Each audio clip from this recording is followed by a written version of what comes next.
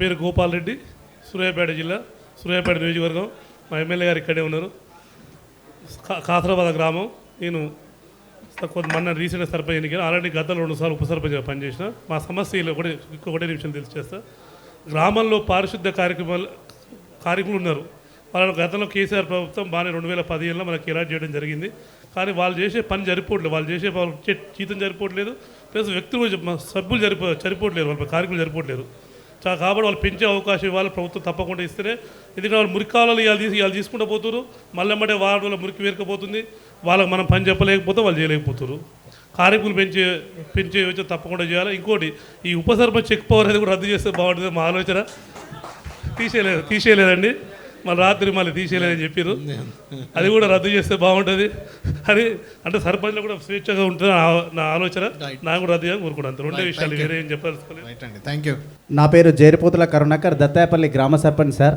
ఒక్క అంశం మొట్టమొదటిగా నేను రఘునందర్ సార్ దృష్టికి తీసుకొచ్చేది ఏంటంటే ఎన్ఆర్ఈజిఎస్ వర్క్ కోసం సార్. ఎన్ఆర్ఈజిఎస్ వర్క్స్ ఇప్పుడు మనకు విబిజీ గ్రామ్ లెక్క పేరు మార్చిన తర్వాత దానివల్ల ఏం జరుగుతుందంటే హక్కుగా రావాల్సిన పని ఒక ప్రభుత్వం చేసే కార్యక్రమంగా మారుతుంది. అంటే ఒక పని హక్కు కూలీలు కోల్పోతున్నారు. దానివల్ల రాష్ట్ర ప్రభుత్వంపై ఆర్థిక భారం ఎక్కువ అవుతుంది. గతంలో ఎన్ఆర్ఈజిఎస్గా ఉన్నప్పుడు 90% కేంద్ర ప్రభుత్వం నిధులు ఇస్తే 10% రాష్ట్ర ప్రభుత్వం ఇస్తుంది. ఇప్పుడు 60% కేంద్ర ప్రభుత్వం ఇస్తే 40% రాష్ట్ర ప్రభుత్వం ఇస్తుంది. దీనివల్ల దాదాపు తెలంగాణ, ఆంధ్రప్రదేశ్ రాష్ట్రాల్లో దాదాపుగా ఒక 3,000 కోట్ల రూపాయల ఆర్థిక నష్టం జరుగుతుంది సార్. కాబట్టి ఇది ఖచ్చితంగా మార్చాలి సార్. గతంలో ఉన్న విధంగానే ప్రయత్నం చేయాలి సార్. రిక్వెస్ట్. అదేవిధంగా ప్రతి కూలి కూడా పని హక్కును కోల్పోతున్నాడు. అయితే గతంలో ఏం జరిగింది, గ్రామంలో ఏ పని కావాలన్నా గ్రామంలో ఉన్న ప్రజలకు, రైతులకు తెలుసు. దాన్ని ఏ రకంగా నిర్ణయం తీసుకునే వాళ్ళు గ్రామ సభలు పెట్టి, గ్రామ సభలో నిర్ణయం తీసుకొని గ్రామంలో ఉన్న ఫీల్డ్ అసిస్టెంట్తో డిస్కషన్ చేసి రైతుల ఏం అవసరాలు ఉన్నాయి, ఏం పనులు చేయాలని ఒక చర్చ జరిగి గ్రామ పంచాయతీ తీర్మానం చేసిన తర్వాతనే ఫీల్డ్కి వెళ్ళి పనిచేసేవాళ్ళు. ఇప్పుడు అది లేదు. కేంద్ర ప్రభుత్వము కొన్ని ప్రాంతాలకు కేటాయించి ఏ పని చేయాలని నిర్ణయించినది మాత్రమే పని చేయాలి. దానివల్ల కూలీలు నష్టపోతురు, పని జరగాల్సిన పని కోల్పోతురు.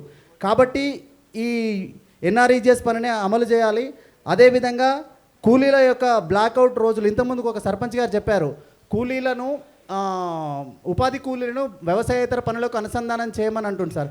దానివల్ల ఏం జరుగుతుంది అంటే కూలీలను మన లేబర్ని డంపింగ్ చేసినట్టే ఉంటుంది సార్. అది కాకుండా వ్యవసాయ పనులు చేసుకుంటూనే ఈ అవుట్ అండ్ బ్లాక్అవుట్ రోజులను ఆ పని చేసే క్రమంలో వేరే పని, ఆ వ్యవసాయం చేయలేని వాళ్ళు కూడా కూలికి పోయేటట్టుగా ఉండాలి సార్.